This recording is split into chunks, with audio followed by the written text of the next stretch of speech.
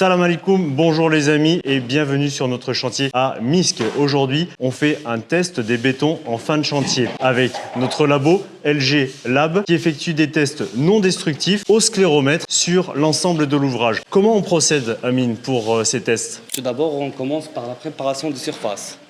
La préparation de surface doit être sèche et mêlée à l'aide de la pierre abrasive.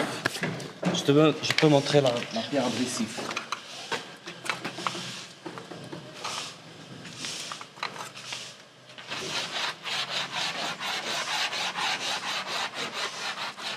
Pour éviter toutes les déformations au niveau du béton infime. Tout à fait. Impeccable. Donc ensuite, tu effectues un tracé pour ton échantillonnage. Le minimum, c'est 27 coups pour chaque élément porteur. Très bien. Et ensuite, tu fais une moyenne de toutes les données que tu as récoltées pour avoir une résistance moyenne de ton ouvrage. Ouais. Super. Et pour l'appareil contient d'une sonde et d'un poussoir.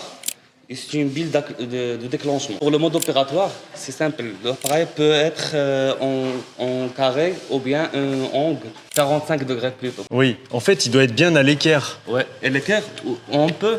Ah, tu peux le prendre en biais aussi, très bien. Ouais, voilà les références de 45 très bien. degrés. Ah, très bien, ouais. À 90. Pour aller tester dans les coins. Ouais. Super. Mais bon, idéalement, tu l'appliques à 90 degrés. Ouais. Donc le système, on applique contre la paroi, la bille remonte et se déclenche et nous indique tout simplement, instantanément, la résistance du béton qui est en place. Ici, on lit 38. Coulé au BPE, béton prêt à l'emploi, comme la plupart de nos ouvrages. Également, on a des petits coulages que l'on fait à la bétonnière en respectant scrupuleusement le dosage et la formulation des bétons qui nous est formulée par le labo. Et ainsi, c'est ça qui nous permet d'avoir des ouvrages finalement qu'on sait garantir.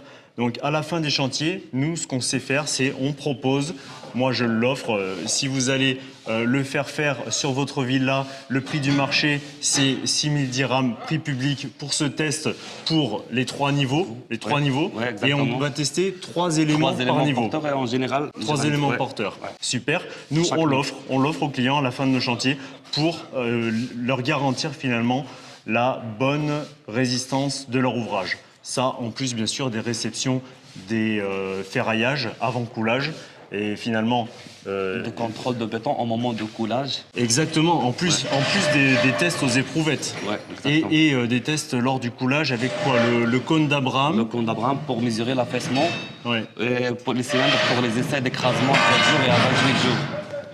Exactement. Et donc ici, on est devant les câbles de la post-tension où également Amine a dû intervenir. En quoi a consisté ton intervention par rapport à ces câbles? Premièrement, pour la résistance du béton, le tirage des câbles se fait quand le béton dépasse 25 mégapascales. Deuxièmement, je participe au niveau du remplissage du câble à l'aide d'une formule d'enduit de remplissage de câble, qui est compris des silicates, des sables fins et des graderies. Impeccable. Donc les tests qu'il a effectués étaient à 7 jours. Puisqu'on a coulé du B35 à 7 jours, on souhaitait obtenir 25 mégapascales, la résistance du béton à 7 jours. Comme ça a été validé par les tests aux éprouvettes en laboratoire, alors on a pu tendre les câbles et désétayer la structure. Voilà les amis, donc j'espère que cette vidéo vous en aura appris plus sur les tests de béton à effectuer sur place pour vous assurer de la qualité de votre ouvrage. Vous étiez avec Optimal et LG Lab, Amine de LG Lab, et on vous souhaite une très belle journée les amis. À bientôt, à plus.